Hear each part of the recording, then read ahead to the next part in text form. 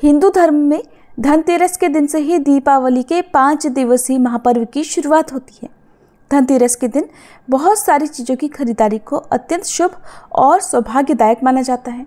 वैसे तो धनतेरस पर आप अपनी कोई भी मनचाही चीज़ खरीद सकते हैं, लेकिन माँ लक्ष्मी जी और भगवान धन्वंतरी का आशीर्वाद पाने के लिए आज के दिन आपको विशेष रूप से झाड़ू जरूर खरीदनी चाहिए।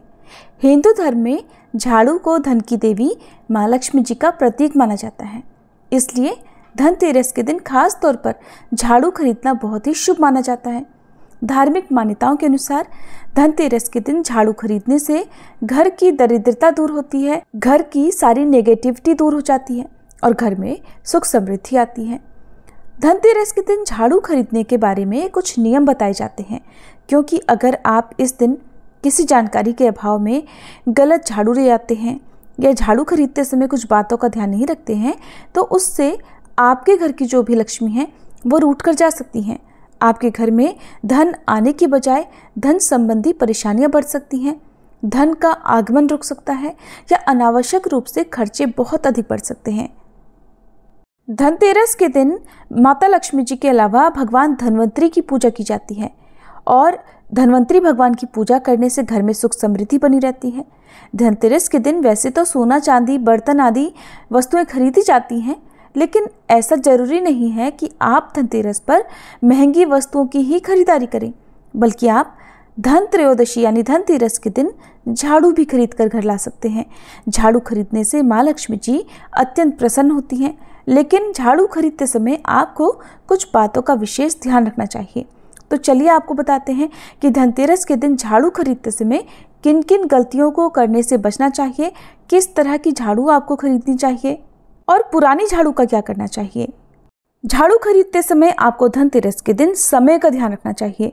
वैसे तो धनतेरस के दिन जो भी आपको मुहूर्त बताए जाते हैं खरीदारी करने के, उसमें आप कोई भी वस्तु खरीद सकते हैं। अगर आप ये चाहते हैं कि आपके द्वारा खरीदी गई झाड़ू का पूरे साल भर शुभ प्रभाव मिलता रहे या धन का आगमन बहुत अच्छा हो, तो इसके लिए आपको धनतेरस के दिन प्रदोष काल के समय में झाड़ू खरीदनी चाहिए। प्रदोष काल होता है सूर्यास्त से 45 मिनट पहले और 45 मिनट बाद का समय। धनतेरस के दिन आप विषम संख्या में झाड़ू खरीदें, जैसे कि या तो 1, 3 या 5, जितनी भी आपको झाड़ू खरीदनी है उन्हें सम संख्या में नहीं खरीदना चाहिए। यदि आप एक से ज़्यादा झाड़ू खरीद रहे हैं तो आप एक झाड़ू का गुप्तदान दीपावली के दिन कर सकते हैं। गुप्तदान आप मंदिर में करें तो ज़्यादा बेहतर होगा। धनतेरस के दिन जो झाड़ू आप खरीद कर घर लेकर आते हैं उसे छुपाकर ऐसी जगह पर रख दें जहां पर वो झाड़ू किसी को नजर ना आए। वैसे भी आपको झाड़ू को घर में छुपाकर ही रखना चाहिए और जो झाड़ू आप लेकर आते हैं उसका प्रयोग आपको तुरंत नहीं करना चाहिए। धनतेरस के दिन से ही उस झाड़ू का प्रयोग बिल्कुल भी नहीं करना चाहिए, बल्कि दीपावली के बाद अगले दिन से इस झाड़ू का आपको इस्तेमाल करना चाहिए। और इस बात का ध्यान रखें, झाड़ू पर कभी भी पैर नहीं लगना चाहिए। ऐसा करने से माँ लक्ष्मी जी का अपमान होता है। नई झाड़ू का इस्तेमाल दीपावली के अगले दिन जब सुबह सुबह घर से दरिद्र खेदते हैं, दरिद्र निकालते हैं, उस समय करना चाहिए। हमारे यहाँ की भाषा में दरिद्र खेतना कहते हैं, आपके यहाँ पर क्या कहते हैं? अगर हो सके तो कमेंट बॉक्स में ज़रूर बताइएगा। दीपावली के अगले दिन सुबह सुबह ब्रह्म मुहूर्त में घर का सारा कूड़ा इकट्ठा करके जो नई झाड़ू हम खरीदते हैं उसी से झाड़ू लगाकर एक सूप में भरकर घर से बाहर फेंका जाता है। धनतेरस के दिन जब आप झाड़ू खरीद कर लेकर आएँ तो झाड़ू के साथ आप कोई भी मीठी चीज़, चाहे फल, शक्कर, मिठाई, मिश्री, आप इनमें से कोई भी वस्तु ला सकते हैं। और इसके बाद जो झाड़ू होती है, वैसे तो धनतेरस के दिन ही झाड़ू की पूजा की जाती है और बहुत से लोग दीपावली के दिन भी झाड़ू की पूजा करते हैं, तो आप दोनों ही दिन पूजा कर सकते हैं।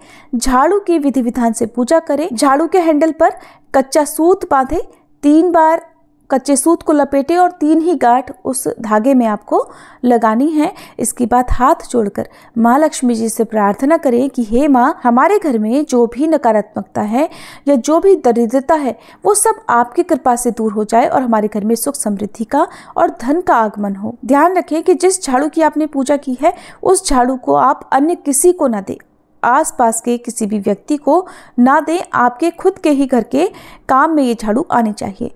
और इस बात का भी आप ध्यान रखें कि अगर आप दीपावली के आसपास घर या मकान बदल रहे हैं और आप धनतेरस की या दीपावली की पूजा के लिए नई झाड़ू खरीद चुके हैं तो वहाँ से निकलने से पहले आप झाड़ू जरूर लगाएं और अपनी झाड़ू भी साथ लेकर आएं।